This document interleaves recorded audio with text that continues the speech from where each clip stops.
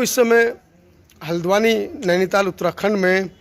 और जैसा कि आप 2 दिन से लगातार रिपोर्टिंग देख रहे हैं हमारी, अभी मैं जो रिपोर्टिंग आपको दिखाने वाला हूँ उसमें आपने 2 दिन पहले पॉलिटिकल जस्टिस पार्टी की एक खबर हमारी देखी थी, जिसमें हमारे बहुजन समाज की कुछ युवतियाँ राजनीति में बढ़ चढ़ कर आ रही हैं।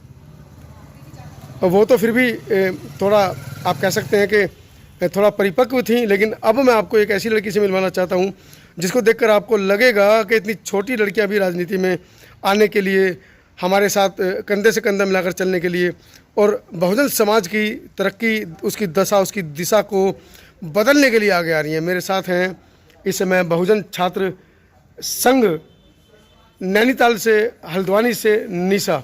निशा, अपने बारे में जरा, अपने परिवार के बारे में, अपनी शिक्षा के बारे में हमारे दर्शकों को बताइए। सभी को जय भीम, नमो बुद्धाय।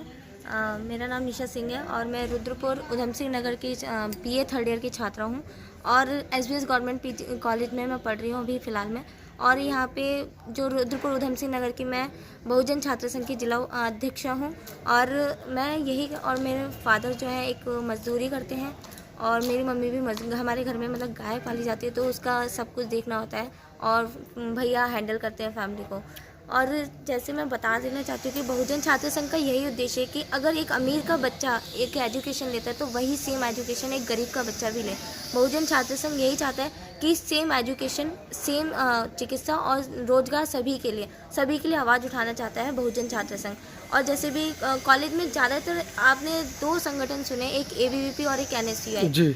तो मैं उसी के बाद ये लोग जो करते हैं ना, एक कॉलेज में भी क्षेत्रीय राजनीति को ले आते हैं, लेकिन हमारा उद्देश्य यही है कि हम अपनी शिक्षा को लेकर के विचार करें।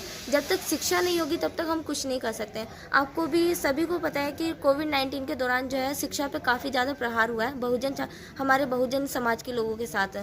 क्योंकि देखिए, एक गवर्नमेंट स्कूल में पढ़ने वाले जो बच्चे होते हैं, हमने बहुजन समाज के ही स्टूडेंट्स हैं और उनके पास ज़्यादा फीस ना होने के कारण वो गवर्नमेंट स्कूल और गवर्नमेंट कॉलेज में एडमिशन लेते हैं। तो कोविड-19 के दौरान क्या हुआ कि स्कूल्स वगैरह सब बंद कर दिए गए और लेकिन बाकी सारे काम जो है कोविड-19 में चल रहे थे। तो क्या हो रहा है कि अभी भी मैं जैसे कॉलेज में जाती हूँ, देखती हूँ कि 12th तक पास आउट करने के बाद भी बच्चों को अपना फॉर्म तक नहीं भरना आ रहा है। कि इससे क्या पता चलता है कि हमारी शिक्षा पर सबसे ज़्यादा प्रहार किया जा रहा है। और जैसे कि आपको भी पता है, दिल्ली में बहुत सी घटनाएं हुई थी, एक 9 साल की बच्ची के साथ और एक 6 साल के बच्ची के साथ, वाल्मीकि समाज की थी वो। तो उनके साथ जो है गैंगरेप करके उन बेचारी बच्चों को बिना पोस्टमार्टम के उनकी बॉडी को जला दिया गया था, जिसके लिए हमारे बहुजन छात्र संघ ने 17 अगस्त को रुद्रपुर उधम सिंह नगर में कैंडल मार्च निकाला था। दिल्ली की लड़कियों के लिए यहाँ भी कैंडल मार्च निकला था? जी। अरे वाह, ये तो बहुत बड़ी खबर है कि निर्भया के लिए पूरा देश इकट्ठा हुआ, लेकिन हमारे समाज की बेटियों के लिए, देश तो छोड़िए, राष्ट्र के अंदर जो हमारे राज्य हैं, स्टेट्स हैं, वो भी इकट्ठा नहीं होते। आप देखिए, दिल्ली की बेटियों के लिए, दिल्ली के बाद उत्तर प्रदेश आता है, फिर उत्तराखंड आता है, कितनी दूर तक बच्चों ने इन्होंने कैंडल मार्च किया आगे। जी। और सर, और आपको सभी को पता है जैसे राबिया का जो केस हुआ था, राबिया सैफी जी। तो उनके लिए भी हमने कैंडल मार्च निकाला था। और कहते हैं हमारा ये हुआ कि जैसे ही हमने कैंडल मार्च निकाला उसके बाद जो है राबिया सैफी के भी जो अपराधी थे वो भी पकड़े गए। जी। और ये एक मिनट, उधर जाइए, आप लोग उधर जाइएगा।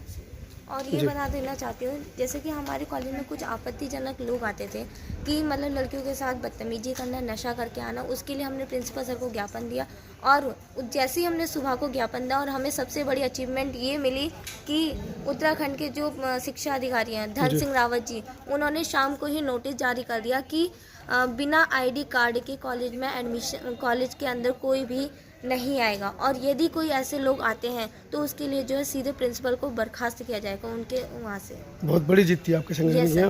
तो साथियों, मेरा निशा से आपको परिचय करवाने का मात्र इतना सा उद्देश्य था कि निशा को देखकर आपको नहीं लग रहा होगा कि ग्रेजुएशन की स्टूडेंट है। क्या कर रहे हैं आप? BA 3rd BA final year की स्टूडेंट है। ऐसा लग रहा है कि 11th 12th की कोई बच्ची है, लेकिन उसके बावजूद मेरा मिलवाने का उद्देश्य क्या था कि अपनी बात को प्रखर तरीके से इधर उत्तराखंड में रख रही हैं, लेकिन हमारे दिल्ली NCR की जो बेटियां हैं वो कहीं ना कहीं घर के अंदर हायर एजुकेशन लेने के बाद भी वो घर के अंदर होती हैं, नहीं निकल पाती हैं। हर बार मैं अपनी वीडियो में कहता हूं कि बाबा साहब हमेशा कहते थे कि जिस समाज की महिलाओं की तरक्की अच्छी होगी तो वो समाज भी आगे बढ़ेगा। निशा, क्या लगता है रुद्रपुर के अंदर जिस तरीके से आप लोग यहाँ हल्द्वानी में काम कर रहे हैं, लगभग कितनी लड़कियाँ आपके साथ हैं, कितने महिलाओं का संगठन आपके साथ है? सबसे संगठन में अच्छी बात हमारे बहुजन छात्र संघ की ये है कि जितने हमारे पास मतलब 50% बॉयज़ हैं तो 50% हमारे पास गर्ल्स की भागीदारी है। Yes sir. तो लगभग बहुत बड़ा संगठन है। Yes sir. तो आप क्या मैसेज देना चाह रहे हैं आज के इस साक्षात्कार से? मैं सभी से यही कहना चाहूँगी कि हमारे बहुजन छात्र संघ को इस जो हमारा कारवा भी 17 अगस्त से जो हमारा स्टार्ट हुआ है, बहुजन छात्र संघ इसी साल बनाया है? Yes sir. अरे वाह, देखिए बहुजन छात्र संगठन इसी साल इन लोगों ने शुरू किया है। जी नहीं सर। 17 अगस्त उधम सिंह नगर में स्टार्ट किया था जी। और यहाँ से ऐसा हुआ है कि 17 अगस्त से हमारे कुछ ही महीनों में हमने 5000 से लगभग अब जो हमारी मतलब 5000 से मेंबरशिप जो है मेंबरशिप हो रही है जी। और हम इस कारवा को आगे धीरे धीरे बढ़ाते रहेंगे। और आप सभी से यही अनुरोध करना चाहूँगी कि आप सभी लोग बहुजन छात्र संघ का साथ दें और इस कारवा को आगे बढ़ाने में मदद करें हम लोग। बहुत सुंदर। देखिए निशा ने एक बहुत अच्छी बात बोली है कि इस कारवा को बढ़ाने में साथ दें। मैंने भी सुबह फेसबुक पे एक पोस्ट डाली थी, आपने देखी होगी। मैंने उसमें लिखा था कि हमें अब आपकी सलाह नहीं चाहिए, हमें आपका सहयोग चाहिए। अगर सहयोग देते हैं तो हमारे साथ आइए, जुड़िए, समाज को आगे बढ़ाने में हमारी मदद कीजिए। निशा जैसी लड़कियों को आगे बढ़ाने में आगे आइए, अपने घर से अपनी बेटियों को आगे निकालिए। अगर आप न्यू मैरिड हैं तो अपनी बीवी को आगे लाइए। समाज में महिलाओं की स्थिति से, जैसा कि बाबा साहब भी कहते थे कि महिला पढ़ी लिखी है तो 2 परिवारों को संभालेगी, अगर पुरुष पढ़ा लिखा है तो एक परिवार को भी शायद ढंग से ना संभाल पाए। निशा क्या कहना है इस बारे में?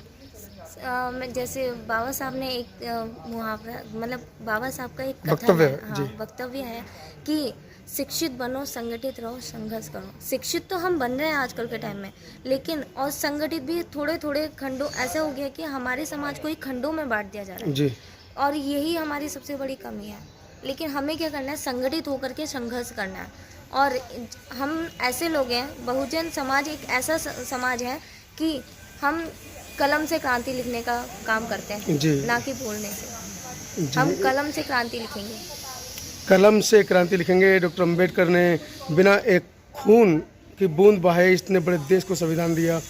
माननीय काशीराम साहब ने बिना एक बूंद खून बहाए इतने बड़े हाथी जैसे SC ST OBC माइनॉरिटी समाज को हुक्मरान बनाया।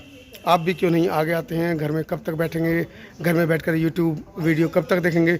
बाहर निकलिए, आगे बढ़िए, निशा जैसे बच्चों का मार्गदर्शन कीजिए।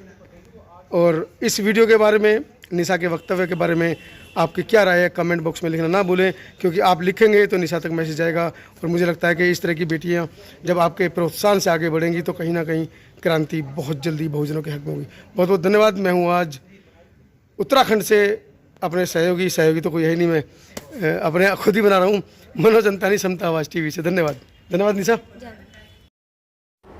सब्सक्राइब करें आपके अपने चैनल समता आवाज़ TV को, बेल आइकन दबाना ना भूलें सबसे पहले हमारी वीडियो देखने के लिए।